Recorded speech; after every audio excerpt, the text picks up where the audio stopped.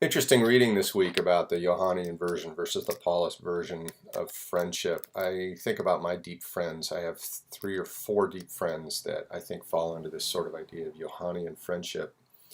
And we spend time together, we talk with each other, we share similar values, we are in community together because we want to be around each other. We have emotional support, we are completely willing to drop stuff in order to talk with the other person and be there for them and serve them. I remember I was late getting to the airport. We were going on a trip to Hawaii, my wife and I forgot the tickets. And my buddy Garth left work, drove like a bat out of hell to get to our apartment, grabbed the tickets off my nightstand, and drive them down to LAX in rush hour traffic. And he broke all kinds of laws and made it just in time for us to get on the plane. And that's the kind of friendship that is, I think, characterized by this Johannine friendship. It's the sort of drop everything and do anything for this other person, which is, of course, why it was so painful for Jesus, I think, to have Peter betray him, since they had spent so much time together in this idea of Johannine friendship and covenant relationship. Jesus had chosen him. And Peter had really grown into that and even pledged himself to Jesus. I'll do anything, I'll go with you, even to death. And then he turns right around and betrays him. And I think that's the kind of friendship that Johannine friendship is really described as. Whereas on the other side, I have lots and lots of friends, mostly in the church, from helping build church services and do certain things. And we all become friends because we're in this mission together. And it's really this idea of koinonia, this idea of ecclesia. It's really more of a corporate friendship. And while they're wonderful, wonderful people, and I share a lot of time with them, and we build stuff together, and our families hang out, it's really as a corporate body.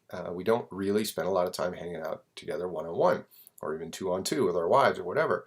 And I think that's more kind of the Paulist version as I read it, that Paul was really friends with groups of people, these churches that would support him, this two or three or four people that he would entrust with a message to deliver, whether it was his letters or maybe a collection for the people in Jerusalem, whatever it was. And I don't really get the sense that Paul did a whole lot of covenant relating, much like Jesus did with his disciples. It was very much, he was very active, he was traveling everywhere, and his heart was for these groups of people and these churches that he had begun, and wanting their response as a collective group to his teachings and so on. So I think there's a real contrast there between the individual relationships and friendships and the corporate stuff. I think about individual relationships, a couple of other biblical frameworks as the assignment asks for. I think about Ruth. I think about Ruth and Naomi, and how Ruth would leave Naomi. She said, "You are my people. Your God is my God. I'm going to hang out with you. I'm not going to go back to my own people. I'm with you."